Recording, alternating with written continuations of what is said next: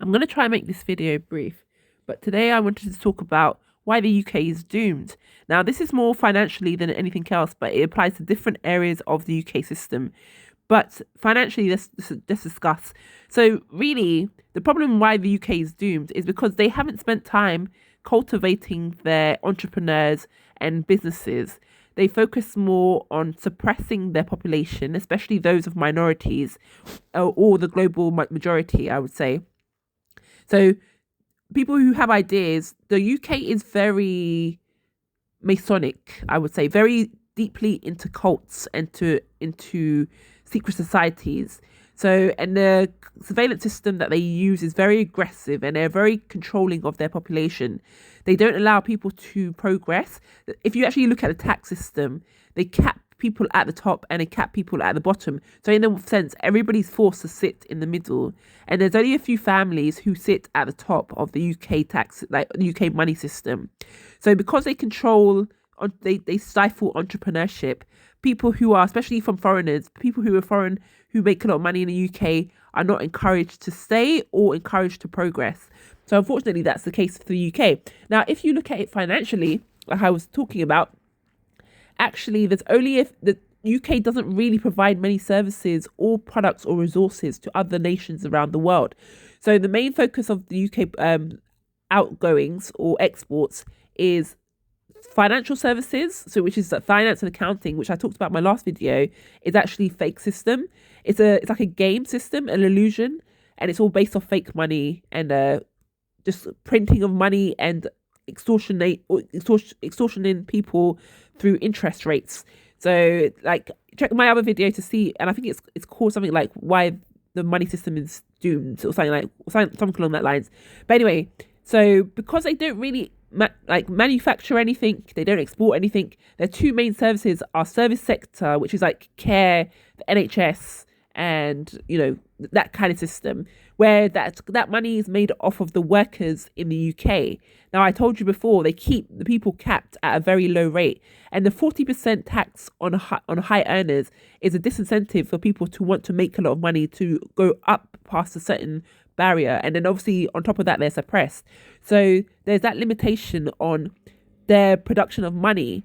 And then the financial sector, like I said, is based off of illusion, and the service sector is based off of the workers. So if your workers are not making a lot of money because you're controlling them and you're suppressing them, and then you're charging, the only money you do make is off them becoming ill and then having to pay money into they don't pay money into our NHS. The NHS is free to the population, so the workers are having to pay for it, but they're not making a lot of money and they're working for big corporations. You can see how the big corporations have practically run and taken over the UK.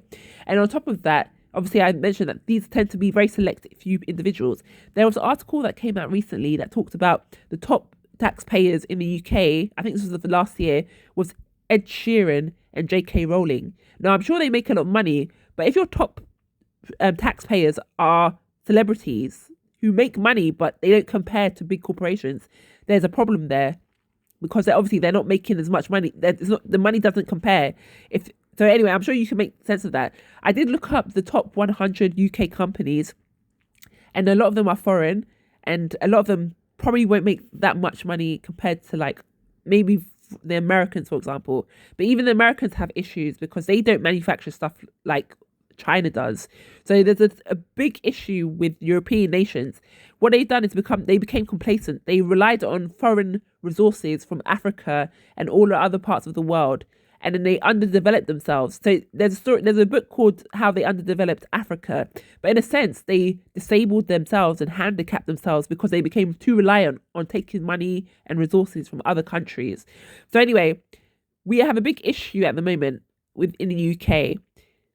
We don't make money. We don't produce anything that people want to buy. So really, how are we going to get out of this financial situation? Anyway, I'll leave that for you to decide. I know a lot of people are deciding to leave. There was an article that said about 14,000 wealthy people left the UK last year. And I don't know. I don't know really what will happen. I'm sure a lot of us are looking to go other more less controlled, less suppressive states, I guess, or nations or countries. But anyway, if you are interested in that, maybe I'll make a video on like, leaving the UK and going abroad. But for now, I will leave it at that. And obviously this applies to a lot of other European countries as well. And I just wanted to add here, the biggest downfall of these nations has been white inferiority, because I don't call it white supremacy, I call it white inferiority.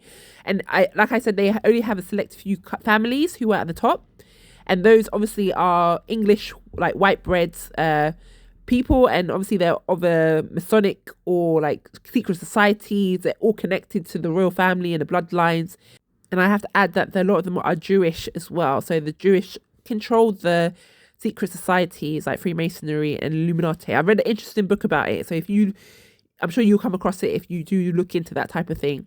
So their biggest downfall would be that they tried to suppress other races, and just to maintain their own, I don't know, control. And I'll leave it at that for now. So anyway, I'll see you in the next video. Bye.